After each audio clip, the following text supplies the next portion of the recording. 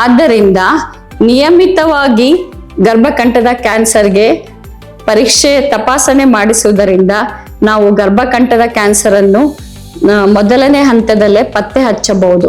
ಮೊದಲನೇ ಹಂತದಲ್ಲಿ ಪತ್ತೆ ಹಚ್ಚುವುದರಿಂದ ಆಗುವ ಉಪಯೋಗಗಳು ಎಂದರೆ, ಮೊದಲನೇದಾಗಿ ಆ ಮಹಿಳೆಯ ಜೀವವನ್ನು ನಾವು 100ಕ್ಕೆ 100ರಷ್ಟು ಉಳಿಸಬಹುದು.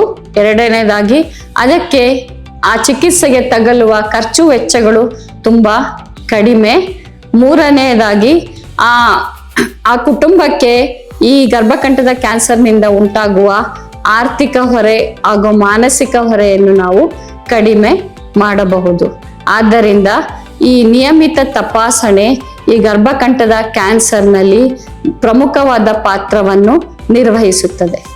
ಈಗ ಈ ಗರ್ಭಕಂಠದ ಕ್ಯಾನ್ಸರ್ಗೆ ಅಪಾಯಕಾರಿ ಅಂಶಗಳು ಯಾವುವು ಎಂದು ತಿಳಿದುಕೊಳ್ಳೋಣ. ಮೊದಲನೆಯದಾಗಿ HPV ಸೋಂಕು. ಸುಮಾರು 90ರಷ್ಟು ಗರ್ಭಕಂಠದ ಕ್ಯಾನ್ಸರ್ಗಳು ಉಂಟಾಗುವುದು HPV ಸೋಂಕಿನಿಂದ. ಈ HPV ಸೋಂಕು ನಮ್ಮ ದೇಹದೊಳಗೆ ಹೇಗೆ ಪ್ರವೇಶ ಮಾಡುತ್ತದೆ ಎಂದರೆ, ಇದು ಲೈಂಗಿಕ ಕ್ರಿಯೆಯ ಮೂಲಕ ನಮ್ಮ ದೇಹದೊಳಗೆ ಪ್ರವೇಶ ಮಾಡುತ್ತದೆ. ಪ್ರವೇಶ ಮಾಡಿದ ನಂತರ HPV ಸೋಂಕು ತಾನಾಗಿಯೇ ಗುಣ ಹೊಂದುತ್ತದೆ. ಅದು ಏಕೆಂದರೆ ಪ್ರತಿರೋಧಕ ಶಕ್ತಿಯಿಂದ. ಆದರೆ ಕೆಲವಾರು ಅಪಾಯಕಾರಿ HPV ವೈರಸ್ನ ತಳಿಗಳು ಅವು ಬೇಗನೆ ಗರ್ಭಕಂಠದಿಂದ ಹೊರ ಹೋಗುವುದಿಲ್ಲ.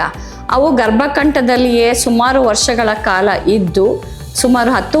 ಕಾಲ ಇದ್ದು ಅದಕ್ಕೆ ಸರಿಯಾದ ಚಿಕಿತ್ಸೆ ನೀಡದಿದ್ದರೆ ಆ ಅಪಾಯಕಾರಿ ತಳಿಗಳು ಗರ್ಭಕಂಠದ ಜೀವಕೋಶಗಳಲ್ಲಿ ಮಾರ್ಪಾಡುಗಳನ್ನು ಮಾಡಿ ಅವುಗಳನ್ನು ಕ್ಯಾನ್ಸರ್ ಜೀವಕಣಗಳನ್ನಾಗಿ ಪರಿವರ್ತನೆ ಮಾಡುತ್ತದೆ.